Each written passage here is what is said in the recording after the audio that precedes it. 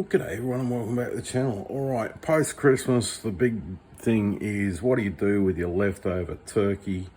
And for me, it's going to be made into stock. We've got our wings, which the majority of the meat's picked off. Thigh bones.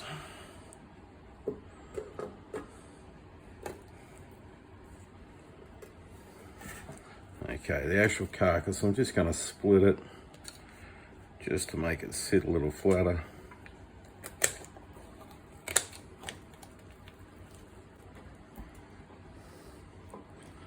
Now, any of the leftover carving juices and little bits of meat and that sort of thing, we want to make sure that goes in the pot. It's just going to add to our flavour. It's also got gelatin in it, which is going to help it to set up.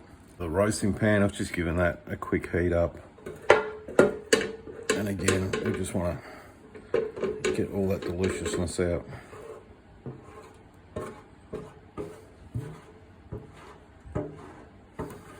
Next up, we're going to throw in about a third of a celery, just chunked up, leaves and all. Celery is a natural preservative. It will help to keep the stock once you have finished. Also a couple of carrots, just chunked up again. No need to be fine about it. Even the tops can go in. Absolutely not a problem. You're taking all the vegetables out when you're done anyway. Lastly, we want to add some water in. Basically, I just want to cover everything. Now we're just leaving it on low in the slow cooker, probably for about 48 hours. I'll have a look at it in another couple of days and then we will be done. Give it the occasional stir just to get everything going and mixed up, but I'm looking for the bones being in a crumbly consistency and then I'll be happy. This is a labor of love for me at the moment. It is 36 degrees Celsius, about 97 Fahrenheit. Christmas time is pretty warm over here in Australia. So I've got the aircon going in the house, but here I am whacking some heat on. All right, well, let's have a look at it in about 48 hours. You can see we've got a nice, rich, deep broth in there. See the caramelization up on that celery with a very little amount of sugar that it has in it has caramelized. So it's time to move to the next step. Now we want to have everything ready to go. So we've got slotted type spoon, ladle, couple bowls, strainer, another bowl for all the discard, cotton tea towel and a sieve, and that's for the final filtering. Very first thing we're going to do is we're going to move all the large stuff out.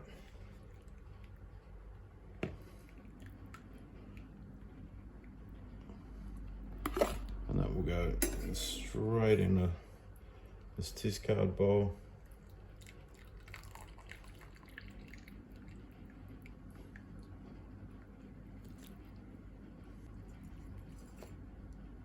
I call this a discard bowl because generally that's what you do. You can strain any extra liquid that drains out back out of there.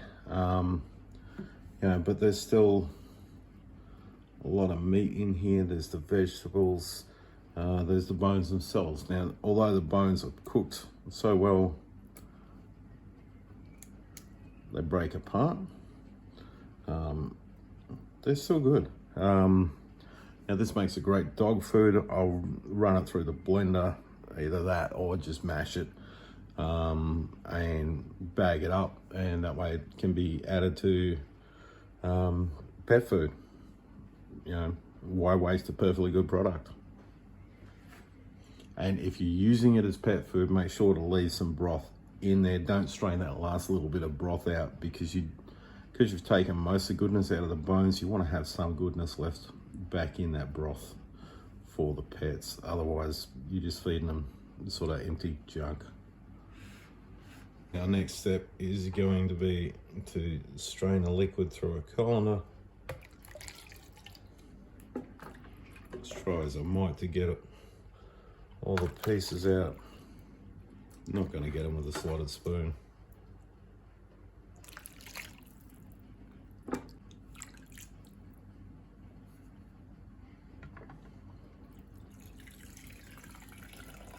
few bits of meat and that sort of thing. A few little bits left behind of bone. Giving the slow cooker a thorough wash out, because I don't have enough bowls otherwise. And I'll tip out beautiful broth into there.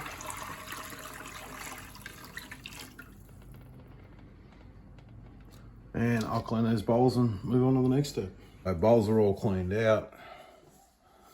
I'll put out a sieve or strainer down there. Put our tea towel. Now this is a double layered tea towel. It's got 2 layers of cotton. Now you can of course use cheesecloth or something like that for this. I just find that the cotton's a little bit more tightly woven, so it's going to filter that a little bit better.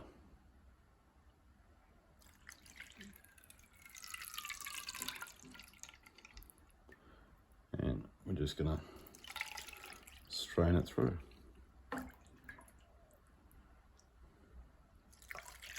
And as you can see, it slows down as the filter, it's clogging up with those little bits and pieces. So if we tip it to the side, just gets a fresh piece of cloth. Just going to put these in the fridge. Just give the fat that's on top a chance to set. I don't actually want it to jelly up, so that cold on the outside is just going to help that fat to set up. Next morning, fat wasn't setting up last night. It has today, but just slightly. You might see a little bit on there. It's not super fatty. And it's enough that trying to skim it off is just going to create a mess and get rid of it. I'd love to have a skimmer jug, which I don't. I'll have a look and let's see if I can find one on Amazon. If so, I'll throw an affiliate link down in the description. Jarring it up, pretty simple. Got all the jars clean last night. They're nice and cold, just the same as we've got the cold broth. The flats, I'm using Harvest Guard today. Cutler, same thing. Cleaned them again last night. Rings were clean last night. The only thing that's warm today is the rubber seals. They work better when they're warmed up. So we're just gonna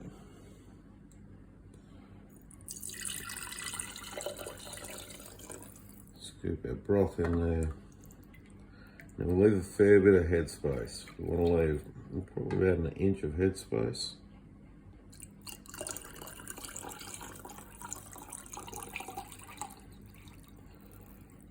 When you're doing just a pure liquid, it expands a fair bit.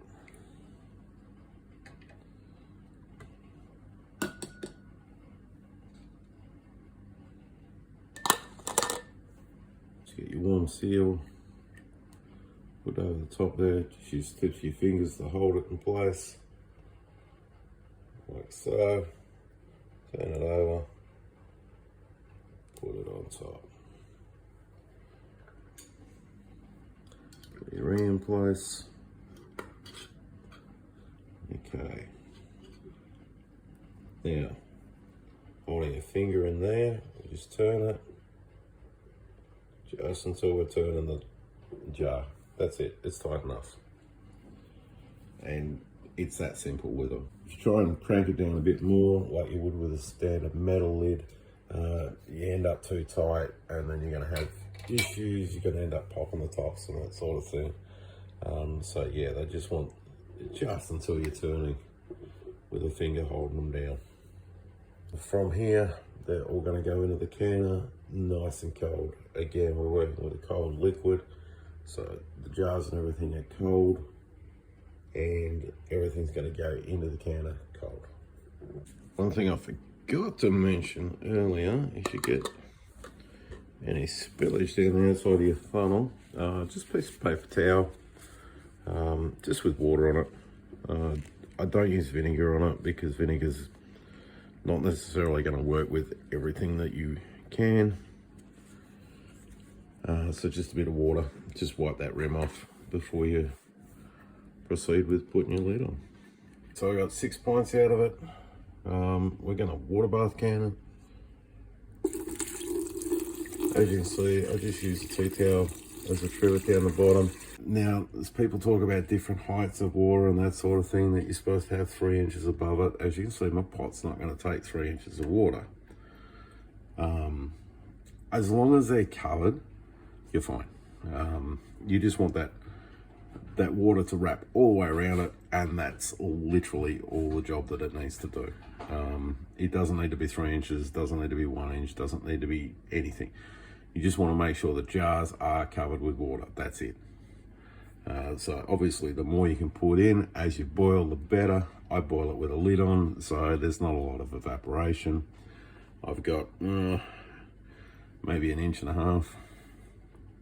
maybe 1.25 inches. And there's plenty of coverage, absolutely fine. The whole concept of it is you're just supposed to wrap the jars in water.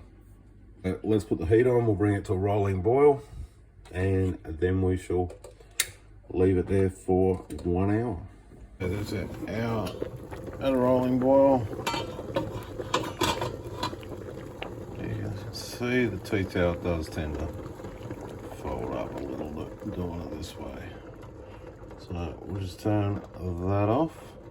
We'll let that temperature come down. Lost a little bit of water, but we've still got the water coverage, so we're still golden there. So we'll let the temperature come down before we remove them out. We don't want to bring them hot out into a cooler atmosphere, because that way you could end up with some siphoning. So we'll just let them come down with the water to start with. Alright folks, there we are, all done. They just need to finally cool down. They're at the stage now where we can take the lids back off. When you take them out, just crank the lids down just to avoid anything, but they are sealed. Absolutely gorgeous colour to them. That's that long slow cook doing that.